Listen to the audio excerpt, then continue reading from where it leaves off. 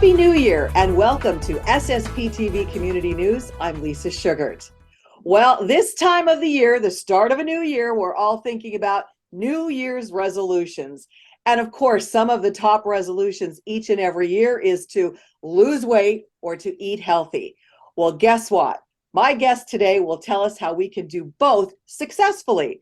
I'm very pleased to be joined by Allison Cara. Allison is a registered dietitian. She is also a Zumba instructor, and she is also the owner of Healthy Rhythms. Allison, thank you so much for joining us. Listen, it's post-holiday, and we're trying to think about being healthy. Help, how do we do this? Thank you so much for having me, and I'd be more than happy to help. So the first thing you really want to start with when you're thinking about post-holiday season, perhaps you've overindulged a little bit 1 or 2 days, you've gone to some holiday parties, the holiday itself. The number one thing to remember, and this is almost the biggest thing I could impart, is to not feel guilty about it. It's something we just, I think, naturally do. Not to feel guilty, not to beat yourself up. It's something that happens naturally, and we all do it. So that was done. Now we're moving forward. You don't really need to do any detoxing or cleanses. I know sometimes they're popular around this time of the year, but our bodies are really good at naturally detoxing. Really what you need to do is just to return to a healthy, balanced meal. Breakfast, lunch, dinner, possibly with snacks if you need snacks. And what does a balanced meal look like? Well, really it has to do with some lean protein, complex carbohydrates, whole grains, vegetables, fruit, a little bit of low-fat dairy if you eat dairy, and really just balancing your plate. MyPlate.gov is a really great website, and that shows you my plate, and that's kind of a nice starting point if you're unsure about portions. If you do want to snack in between, really snacks are meant to take you from one meal to the next. I always recommend to make your snacks very nutritious. Make them work for you. Really help you take from one meal to the next. That's what they're meant to do. So I recommend for snacks, always trying to have a lean protein, a little bit of a fat source, believe it or not, to help satiate you, and maybe a whole grain or a complex carbohydrate. Unfortunately, I'm probably like a lot of people that have some cookies still in my cupboard here that I made homemade cookies or some other leftover treats from the holidays. So what do we do when they call our name? We all do it, right? We go to cookie swaps, maybe our friends and family drop off cookies. And so you really do set your mind post-holiday. You might have overindulged. We now know we don't feel guilty about it. That's okay. And then maybe the next few days, you're back on track, you're eating healthy meals.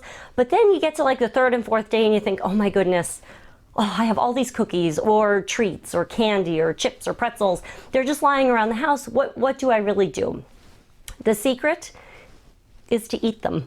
Really, when we limit or restrict any sort of treat, we might be at work thinking all day about it. Oh my gosh, I just really want a cookie. If we restrict ourselves, we kind of give that food more power. And then if we don't eat it for several days, what usually ends up happening, we tend to binge. Or what I like to call reverse kind of binging or reverse overindulging is we will have those cookies, and then we know that down the road I don't want to have any more. Say, oh, I'm going to have a few cookies, but you know what? Tomorrow I'm not going to have any more. So your body just naturally wants to kind of eat more because you want to satiate yourself and have that flavor. You don't want to give it up. So what I recommend is making those treats, the cookies, the pretzels, part of your balanced meals throughout the day. So what do we drink that's good for us? Because obviously I'm sure soda and things like that are not good. Yeah, so soda, iced tea, sugary beverages, again, aren't really providing you the nutrients such as water. Water is wonderful. We all know, I think nowadays, that water is great for us. It's great for our bodies. It helps our cellular function. So those foods, those balanced meals, and 1 or 2 cookies that you're having, water really does help them metabolize through your body. It helps your skin, especially now in the winter month. You're in rooms and houses that might have dry heat. It could dry out your skin. It could dry you out. It's important to have water. So you can never go wrong with water. However, I understand that not everyone is a fan of water, and that's okay. You could put a splash of juice in it to kind of flavor it up, to make it a little more fancy. You could put an actual piece of fruit in it, like cucumbers or even strawberries. But if you are, again, craving that soda, and that's like a craving for you, or the iced tea.